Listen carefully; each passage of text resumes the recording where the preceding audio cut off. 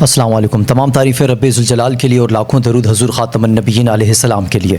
आप देख रहे हैं यूट्यूब चैनल हक़ टाइम, मैं हूँ काशिफ़ रज़ा। नाज़रीन, बिलाखिर 27वीं आइनी तरमीम सेनेट से भी मंजूर होने के बाद इस वक्त पाकिस्तान की आइन की एक तदफ़ीन, मेरा मतलब है आइनी कानून बन चुका है और उसमें कल से मुख्तलिफ़ चीज़ें सामने आ रही हैं। सबसे पहले इरफ़ान सिद्दीकी साहब के इंतकाल की ख़बरें, क्या है वो सेनेट इजलास के दौरान इंतकाल कर गए या फिर रात गए उनका इंतकाल हुआ। इस हवाले से कुछ सहाफ़ी दो धड़ों में तकसीम है और मुख्तलिफ़ किस्म की ख़बरें चल रही हैं। और उसके अलावा फ़ाइनली मुफ्ती तकी उस्मानी साहब का भी एक पॉइंट ऑफ व्यू आया।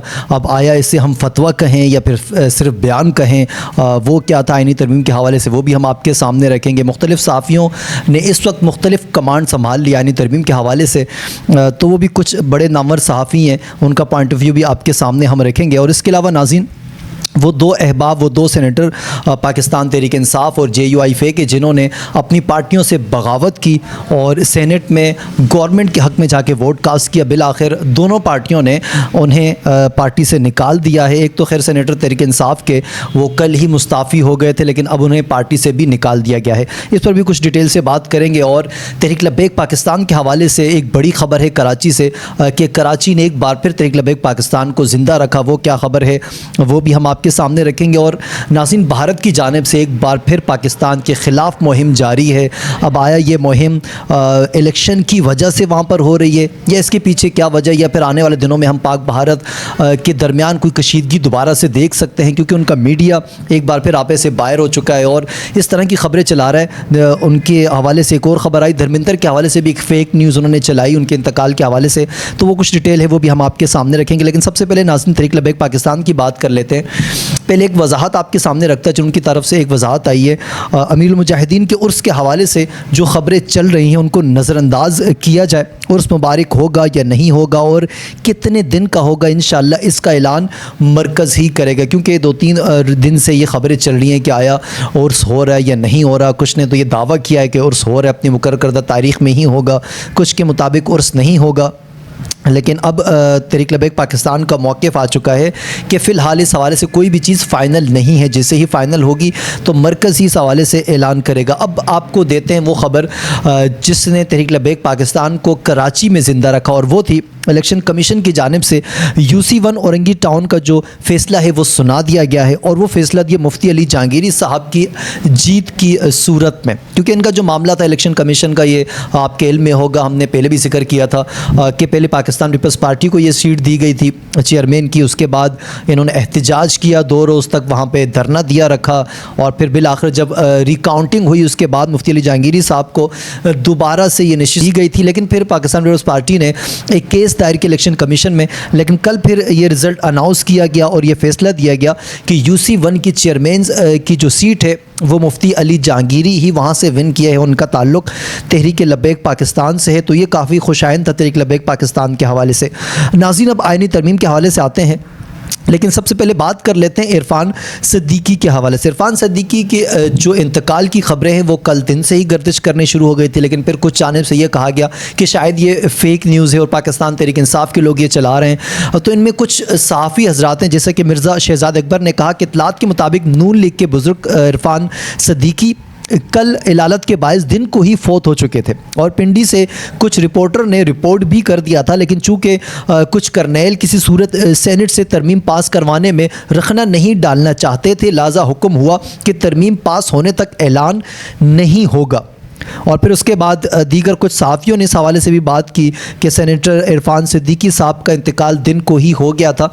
अब एक सिस्टम यह है कि कौमी असम्बली का मेंबर हो या फिर सेनेट का मेंबर हो, अगर वो इजलास के दौरान उनके इंतकाल की ख़बर आती है तो वो फिर इजलास उसी वक्त मुलतवी कर दिया जाता है। तो अगर ये कल ख़बर दे दी जाती इजलास के दौरान ही, तो फिर ये 27वीं आइनी तरमीम वाला मामला कल रुक जाता। तो कुछ हलकों की जानिब से ये कहा जा रहा है कि शायद इंतकाल जो है वो दिन को ही हो गया था, लेकिन जो कन्फर्म ख़बर आई थी वो कल रात गई। ये ख़बर आई कि सेनेटर इरफ़ान सिद्दीकी साहब अब इस दुनिया फ़ानी में नहीं रहे। नाज़रीन, अब बात कर लेते हैं 27वीं आइनी तरमीम के हवाले से, जिसमें सबसे अहम इस वक्त जो नुक्ता है वो हम आपके सामने रखें, वो है मुफ्ती तकी उस्मानी साहब का। मुफ्ती तकी उस्मानी साहब के हवाले से हामिद मीर साहब ने भी उनका जो ट्वीट था वो शेयर किया, और इसके अलावा आज सुबह के व्लॉग में इमरान रियाज साहब ने भी इसका जिक्र किया। तो हम आपके सामने पहले ट्वीट रखते हैं और फिर बात करते हैं कि आया ये फतवा समझा जाए, ये सिर्फ एक बयान समझा जाए। मुफ्ती तकी उस्मानी साहब कहते हैं कि इस्लाम में कोई भी शख्स चाहे वो कितने बड़े ओहदे पर हो, किसी भी वक्त अदालती कार्रवाई से बालातर नहीं हो सकता। खुलफाए राशिदीन की मिसालें सबको मालूम है। हमारे दस्तूर में पहले भी सदर को सदारत के दौरान तहफ़्फ़ुज़ दिया गया था जो इस्लाम के ख़िलाफ़ था। अब ताहयात किसी को ये तहफ़्फ़ुज़ देना शरीयत और आइन की रूह के बिल्कुल ख़िलाफ़ है, जो मुल्क के लिए निहायत शर्मनाक होगा। अल्लाह ताला मुल्क को इस बेइज्जती से बचाए। और आगे वो कहते हैं कि पार्लियामेंट के अरकान से दरमंदाना दरख्वास्त है कि वो ये गुनाह अपने सर ना लें। अब चूँकि वो गुनाह अपने सर ले चुके हैं, तो अब मुफ्ती साहब बताएं कि इस पर क्या फ़तवा बनता है। अब लेट्स सी इस हवाले से उनका क्या मौक़िफ़ आता है, लेकिन फ़ाइनल यही है नाज़रीन कि इस्लाम में कोई भी शख्स किसी भी ओहदे पर हो, उसे इस्तिस्ना हासिल नहीं। अगर वो गुनाह करता है तो उसकी गुनाह की सज़ा उसे दी जाएगी। लेकिन अब ये तहयात वाला मामला है जो कुछ लोगों के मुताबिक बहुत वाहियात समझा जा रहा है। तो लेट्स सी इस पर क्या चीज़ें आती हैं आने वाले वक्तों में, और कोई फतवा आता भी है दीगर मुफ्तियान की जानिब से या नहीं आता। नाज़रीन अब बात कर लें पाकिस्तान तहरीक इंसाफ के सेनेटर सैफुल्ला अबड़ो को 27वीं तरमीम के हक़ में वोट देने की वजह से उन्हें पार्टी से निकाल दिया है, और दूसरी जानिब जमीयत उलमा इस्लाम फ़े ने सेनेटर अहमद ख़ान को 27वीं तरमीम के हक़ में वोट देने से उन्हें भी पार्टी से निकाल दिया गया है। लेकिन जो तहरीक इंसाफ के सेनेटर हैं उन्होंने 27वीं तरमीम के हक़ में वोट देने के बाद पाकिस्तान तहरीक इंसाफ की सेनेटरशिप से मुस्ताफ़ी हो गए थे। उन्होंने कहा था कि मेरे ख़ानदान के 10 अफराद उठाए गए थे, किसी भी तहरीक इंसाफ के रुकन ने मेरे लिए आवाज़ नहीं उठाई, उनका ये मौक़िफ़ था। लेकिन उसके बाद गिलानी साहब ने यह कहा कि आप टेंशन ना लें, हम आपको दोबारा से सेनेटर बना लेंगे, जैसा कि उन्होंने फैसल वाडा साहब को बनाया। उन्हें लगता है कि शायद ये चीज़ें बहुत आसान हैं। तो नाज़रीन अब बात कर लेते हैं कुछ भारत के हवाले से। भारत में जो उनका मीडिया है वो ऐसी ख़बरें देता है जिसका हकीकत से कोई ताल्लुक़ नहीं होता। लेकिन कल जो वाक़या हुआ मुंबई में टेक हुआ, लेकिन कुछ ख़बरों के मुताबिक वो गाड़ी में धमाका हुआ था जो कार थी वहाँ पर, लेकिन उन्हें ये जोड़ा गया कि शायद ये पाकिस्तान ने ये धमाका करवाया। तो इस हवाले से भारतीय रियासती रहनुमाओं और सहाफ़ियों ने दिल्ली धमाके को बीजेपी का इंतखाबी फॉल्स फ्लैग करार दिया है। उनके मौक़िफ़ ये है कि शायद ये बीजेपी का जो इंतखाबी मुहिम है उस हवाले से ये चीज़ें वो कर रहे हैं ताकि किसी तरीके से अपनी मुहिम को पाकिस्तान के मुखालिफ जोड़कर उसे एक तवाना किया जाए। उनका ये भी कहना है कि सफ़ाक मोदी सरकार की नई दिल्ली धमाकों को लेकर फॉल्स फ्लैग पाकिस्तान मुखालिफ प्रोपेगेंडा मुहिम मुकम्मल तौर पर नाकाम हो चुकी है।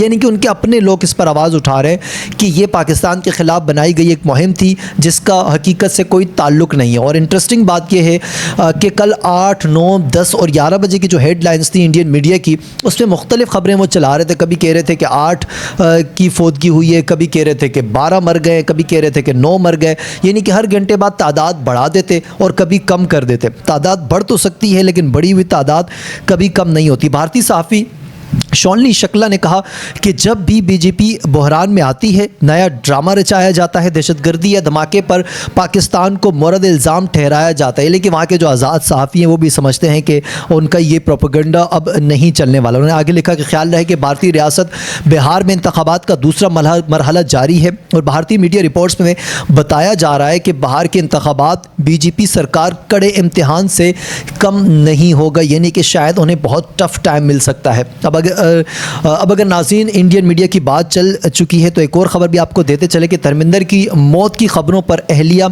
हेमा मालिनी शदीद बरहम हुई और भारतीय मीडिया को उन्होंने खरा खरा सुना दिया है। उन्होंने कहा कि धर्मेंद्र को गुज़िश्ता रात मुंबई के ब्रिच कैंडी हॉस्पिटल में दाखिल कराया गया था जहां वो वेंटिलेटर पर थे और अब वो 79 बरस की उम्र में इंतकाल कर गए। ये खबर दे दी थी मीडिया ने। मारूफ साफ़ी रजदीप ने कहा था कि अदाकार और मुसन्निफ़ जावेद अख्तर ने भी ट्वीट्स में धर्मेंद्र की मौत की तस्दीक की और दुख का इजहार किया। बाद अज़ा उनकी बेटी ईशा देओल ने इंस्टाग्राम पोस्ट पर शेयर करके ख़बरों की तरदीद की और अब अदाकार की जो अहलिया है हेमा मालिनी की ट्वीट भी सामने आ चुकी है। हेमा मालिनी ने अपनी ट्वीट में बरहमी का इजहार किया और लिखा कि जो कुछ हो रहा है वो नाकाबिले माफ़ी है। ज़िम्मेदार चैनल्स ऐसे शख्स के बारे में झूठी खबरें कैसे फैला सकते हैं जिसका इलाज हो रहा है और वो सेहतयाब भी हो रहे हैं।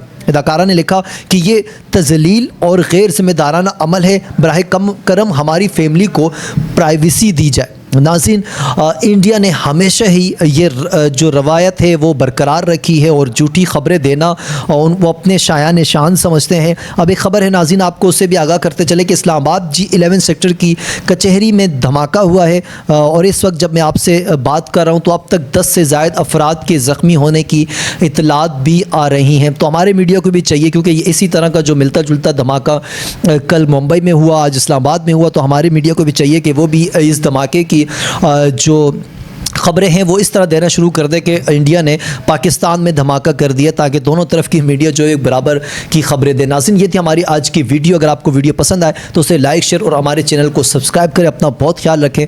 मुझे इजाज़त दीजिए, कल होगी आपसे एक बार फिर मुलाकात। अल्लाह हाफिज़ एंड पाकिस्तान जिंदाबाद।